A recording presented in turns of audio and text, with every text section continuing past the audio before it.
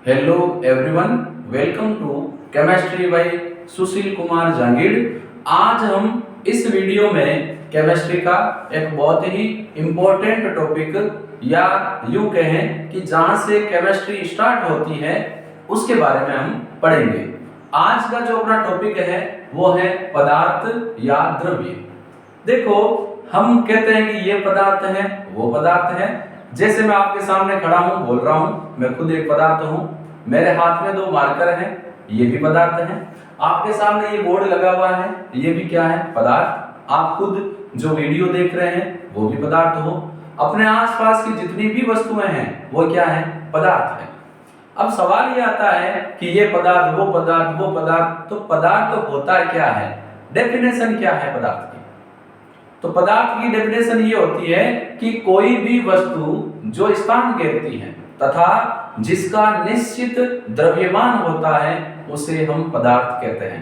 जैसे मैं खड़ा हूं तो मैं ब्रह्मांड का जो भाग है वो घेर रहा हूं और मेरा निश्चित द्रव्यमान है। ऐसे ही अगर बोर्ड की बात करें तो बोर्ड ब्रह्मांड का कुछ भाग कवर कर रहा है, घेर रहा है और इसका निश्चित द्रव्यमान है। तो पदार्थ की डेफिनेशन क्या होगी? कोई वस्तु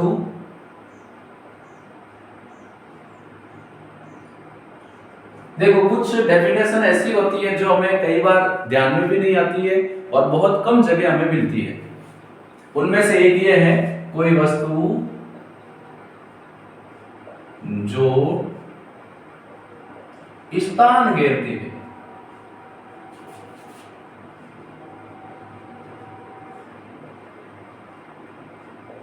तथा जिसका निश्चित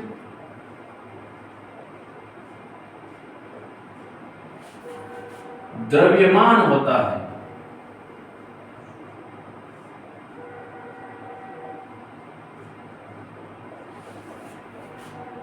पदार्थ कहलाता है।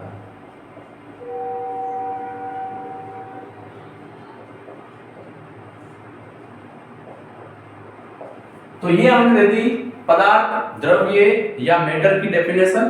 कोई भी वस्तु जो स्थान घेरती है और जिसका निश्चित द्रव्यमान होता है उसको क्या बोलते हैं? पदार्थ। देखो, द्रव्यमान को हम भार से रिलेट कर सकते हैं, लेकिन भार परिवर्तित होता है। भार गुरुत्वीय त्वरण पर डिपेंड करता है। जैसे जैसे गुरुत्वीय त्वरण चेंज होगा, जैसे अगर हम पृथ्वी और चंद्रमा की बात करें तो पृथ्वी पर भार अलग होगा, चंद्रमा पर भार अलग होगा, क्योंकि गुरुत्वीय त्वरण का मान परिवर्तित हो जाता है। इसीलिए हम क्या ले रहे हैं? द्रव्यमान। द्रव्यमान कभी भी चेंज नहीं होता। द्रव्यमान को m से रिप्रेजेंट करते हैं, m पर होता है मास। अब पदार्थ की हमने डेफिनेशन दे दी। अब बात करते हैं पदार्थ कैसे मिलकर बना होता है, किससे मिलकर बना होता है। जैसे अगर मैं बात करूं कि एक मकान किससे बनता है तो हम कहेंगे ईंट को ईंट से जोड़कर दीवार खड़ी की जाती है, फिर मकान बनता है। तो मकान किससे बना? ईंट से। उसी प्रकार पदार्थ जिससे मिलकर बना होता है उसको हम बोलते हैं अवयवीकरण। तो एक नया वर्ड आता है अवयवीकरण। पदार्थ जिन कणों से मिलकर बना होता है उन्हें अवयवी कण कहते हैं। अवयवी कण क्या हो सकते हैं? अवयवी कण परमाणु हो सकते हैं, अवयवी कण अणु हो सकता है, या अवयवी कण आयन हो सकते हैं। आयन यानी धनायन भी हो सकता है और क्या हो सकता है? ऋणायन। अब हम बात करते हैं पदार्थ के प्रकार की।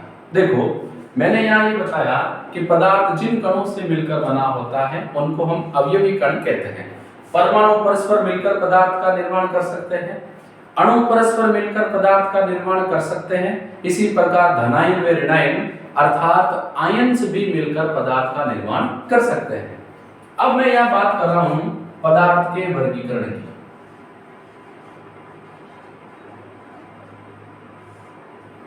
पदार्थ को हम दो प्रकार से वर्गीकृत करते हैं। पहला जो वर्गीकरण है वो है भौतिक वर्गीकरण,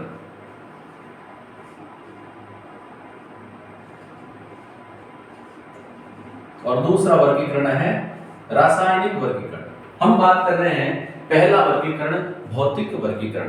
पदार्थ को अवयवी कणों के मध्य स्थान के आधार पर या दूरी के आधार पर 3 अवस्थाओं में बांटा जाता है। किसके आधार पर? भौतिक वर्गीकरण की हम बात कर रहे हैं, तो भौतिक वर्गीकरण यानी जो भौतिक वर्गीकरण है उसका आधार है जो अवयवी कण है इनके मध्य दूरी। तो इसमें क्या कहेंगे? पदार्थ में या पदार्थ को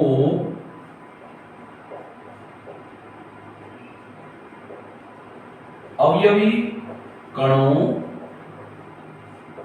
के मध्य दूरी के आधार पर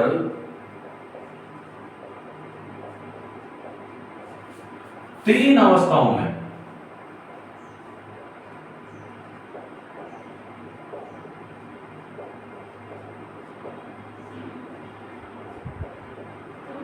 वर्गीकृत किया जाता है।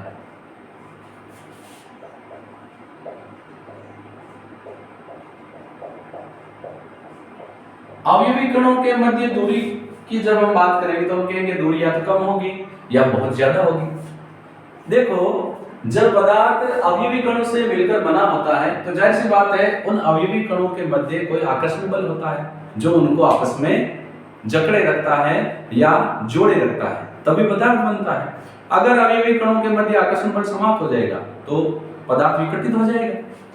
तो अवयवी कणों के मध्य दूरी के आधार पर पदार्थ को 3 अवस्थाओं में वर्गीकृत किया जाता है।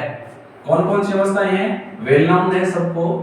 पहली है ठोस, दूसरी अवस्था है द्रव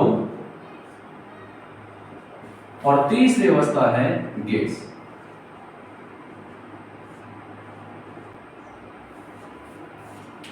पहली बात करते हैं पहली अवस्था की, ठोसों की। ठोसों में अवयवी कणों के मध्य आकर्षण बल मजबूत होते हैं, इसीलिए अवयवी कण निकटतम व्यवस्थित हो जाते हैं। अवयवी कण जितना पास आ सके उतने पास आकर व्यवस्थित हो जाते हैं, अर्थात अवयवी कण अपनी निश्चित स्थान या निश्चित जगह प्राप्त कर लेता है। तो ठोसों में क्या होता है? इनमें अवयवी कण के मध्य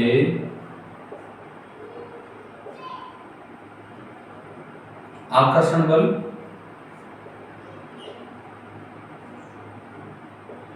अधिक होता है, इसीलिए क्या होगा? अवयवी कण निकटतम व्यवस्थित हो जाते हैं, इसीलिए जो ठोस होते हैं वो क्या होते हैं? कठोर। क्योंकि अवयवी कण निकटतम व्यवस्थित हो जाते हैं, अपनी निश्चित जगह प्राप्त कर लेते हैं, इसीलिए ठोसों का जो आकार है निश्चित होता है। जैसे मार्कर है सिलेंडर शेप का है, बेलनाकार है, ये ऐसा ही है। बोर्ड आपके सामने पट्टी नुमा है, ये भी ऐसा ही है। कोई भी ठोस की अगर हम बात करेंगे तो उसका आकार क्या होता है? फिक्स होता है। और इनका जो आयतन है वो भी क्या होता है? निश्चित। जैसे अगर हम उदाहरण की बात करें तो जैसे पत्थर मान लो, पेन, पुस्तक, खूब सारे हैं अपने पास, टेबल, कुर्सी, मेज। दूसरा है द्रव। द्रव में क्या होता है? आकर्षण बल ठोसों की अपेक्षा कम होता है, इसीलिए ठोसों का आकार निश्चित होता है और आयतन क्या होता है? निश्चित। तो इनमें अवयवी कणों के मध्य आकर्षण बल ठोसों से क्या होता है? कम। आकर्षण बल कम है, इसीलिए इनका जो आकार है, आकार होता है अनिश्चित, लेकिन आयतन क्या होता है? निश्चित।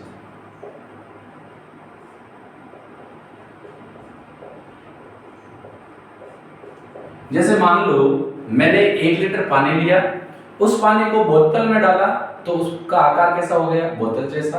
उसको मग में डाला तो आकार कैसा हो गया, मग जैसा। उसको बाल्टी में डाला तो उसका आकार कैसा हो गया, बाल्टी जैसा।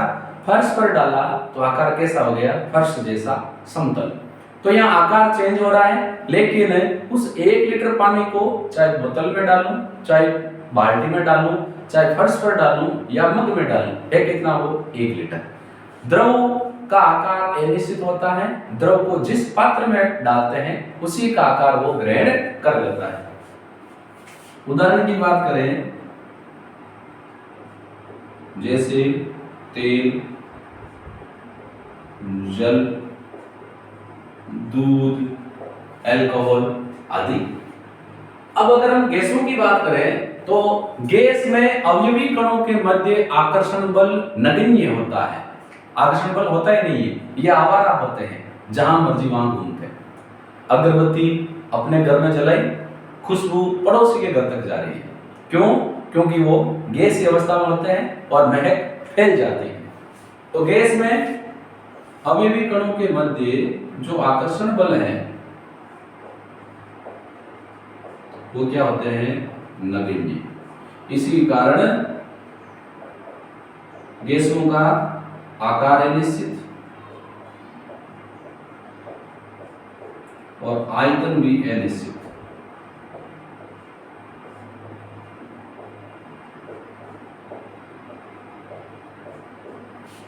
गैस को जिस पात्र में डाला जाए उसी पात्र का आकार ग्रहण कर लेती है। छोटे सिलेंडर में डालेंगे तो सिलेंडर जैसा, बड़े स्क्वायर सिलेंडर में डालेंगे तो वैसा। उसी प्रकार आयतन भी पात्र के आयतन के हिसाब से परिवर्तित होता है। आकार जिस प्रकार के बर्तन में या जिस प्रकार के पात्र में गैस को डाला जाएगा उसी का आकार ग्रहण कर लेगी। उसी प्रकार जिस पात्र में गैस को डाला जाएगा उसका आयतन ग्रहण कर लेती है। अर्थात आकार और आयतन दोनों अनिश्चित होते हैं। जैसे oxygen gas, nitrogen gas, carbon dioxide gas, helium gas आदि। तो पहला हमने पदार्थ का वर्गीकरण अवयवी कणों के मध्य दूरी के स्थान पर किया।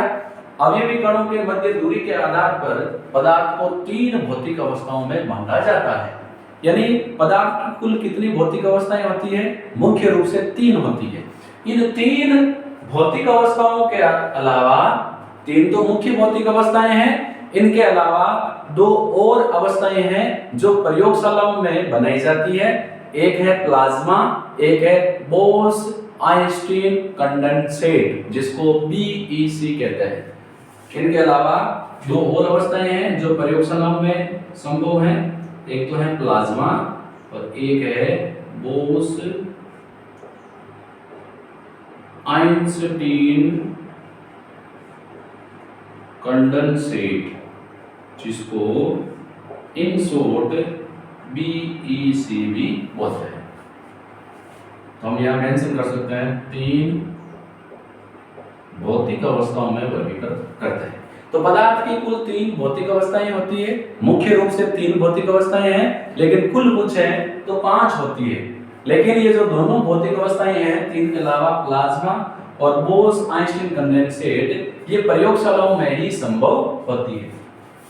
तो ये हमने कर लिया पदार्थ का भौतिक वर्गीकरण। अब हम सेकंड ले रहे हैं रासायनिक वर्गीकरण।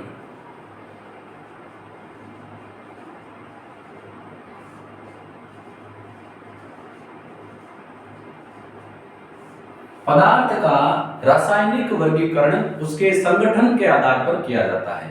पदार्थ को संगठन के आधार पर 2 भागों में विभाजित किया जाता है, एक शुद्ध पदार्थ और दूसरा मिश्रण।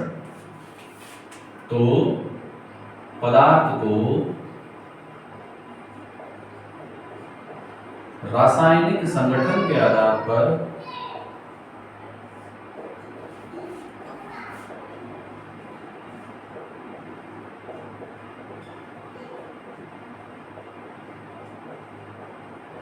दो भागों में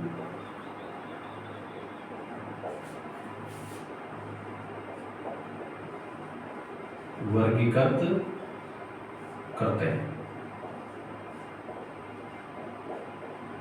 अब वो 2 भाग कौन कौन से हैं? पहला है शुद्ध पदार्थ,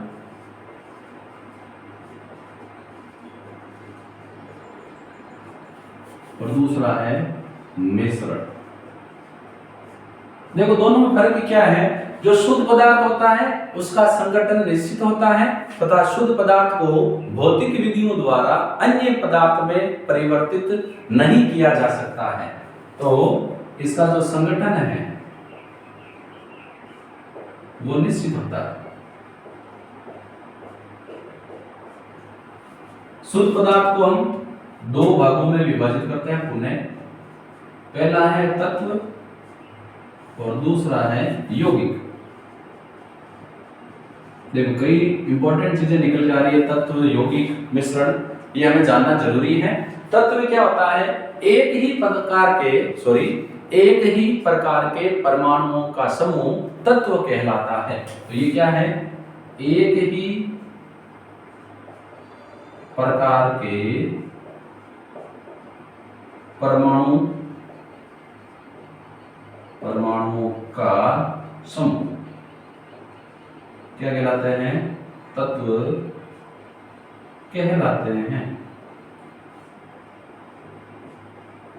जैसे अगर हम बात करें तो आवर्त सारणी में 118 तत्व हैं, carbon, hydrogen, nitrogen, oxygen, sulphur etcetera.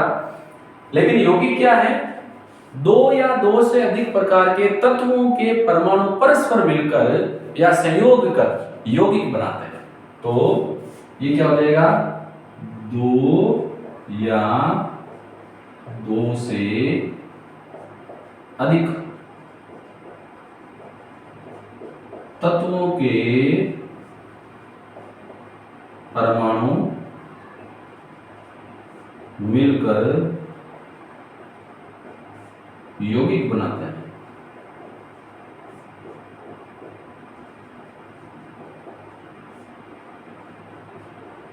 जैसे हाइड्रोजन और ऑक्सीजन परस्पर मिलकर क्या बनाते हैं, वाटर। कार्बन ऑक्सीजन मिलकर क्या बनाते हैं, कार्बन डाइऑक्साइड। नाइट्रोजन ऑक्सीजन मिलकर क्या बनाते हैं, नाइट्रोजन डाइऑक्साइड। यौगिक के गुण तत्वों के गुणों से बिल्कुल भिन्न होते हैं। ये जानकारी आपको होनी चाहिए कि जब दो तत्व मिलकर या दो तत्वों के परमाणु मिलकर जब संयोग करते हैं तो बनने वाले यौगिक के गुण उसके परमाणुओं के गुणों से बिल्कुल भिन्न होते हैं। जैसे हाइड्रोजन और ऑक्सीजन संयोग करके जल बनाते हैं। हाइड्रोजन ज्वलनशील होता है और ऑक्सीजन जलाने में सहायक होता है, लेकिन जल जो है ये आग बुझाने में उपयोग में किया जाता है। दूसरा जो पदार्थ का प्रकार है वो है मिश्रण। मिश्रण क्या होता है, दो या दो से अधिक पदार्थों का भौतिक संयोजन।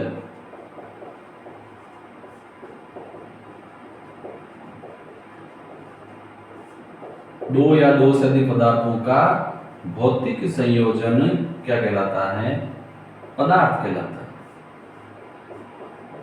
पदार्थ जो है दो या दो से अधिक पदार्थों का भौतिक संयोजन पदार्थ नहीं, पदार्थ का एक प्रकार ही है, क्या कहलाता है, मिश्रण कहलाता है।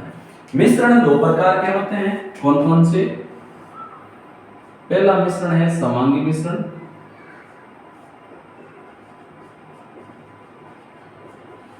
समांगी मिश्रण में जो दो या दो से अधिक पदार्थ मिलाते हैं वे पूर्णतया मिश्रित हो जाते हैं। इसमें क्या होगा, समांगी में इसमें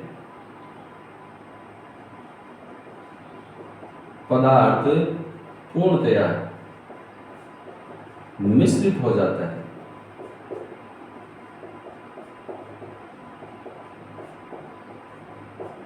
अर्थात उनको अलग अलग सामान्यतः देखना संभव नहीं होता है। जैसे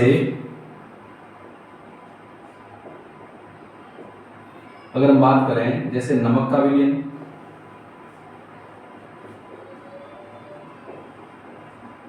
यदि नमक में जल मिलाया जाए तो नमक और जल पूर्णतया मिश्रित हो जाते हैं। ऐसे ही शर्करा का विलयन,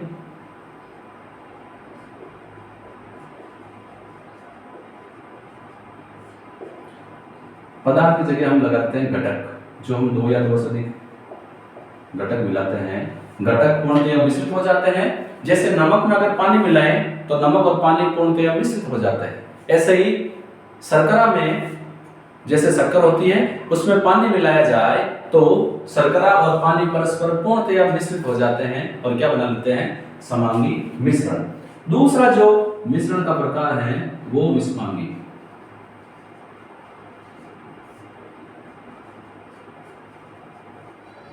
विषमांगी जो मिश्रण है इसमें क्या होता है, घटक पूर्णतया मिश्रित नहीं होते हैं, उनको सीधे आंखों से अलग अलग देखा जा सकता है, अर्थात इनको भौतिक विधियों से अलग कर सकते हैं। तो इसमें क्या होगा, घटक परस्पर मिश्रित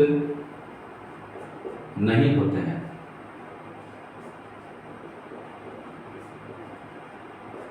जैसे उदाहरण की बात करें तो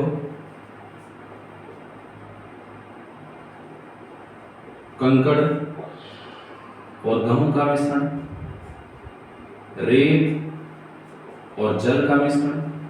अगर जल में हम रेत घोल दें, मिट्टी घोल दें और उस विलयन को थोड़ी देर के लिए पड़ा रहने दिया जाए, रेत में हमने पानी डाला है यानी रेत और पानी को मिला दिया और जो पात्र है उसको थोड़ी देर के लिए एक जगह छोड़ दें तो हम देखेंगे रेत नीचे जमा हो जाएगी और पानी ऊपर चला जाएगा।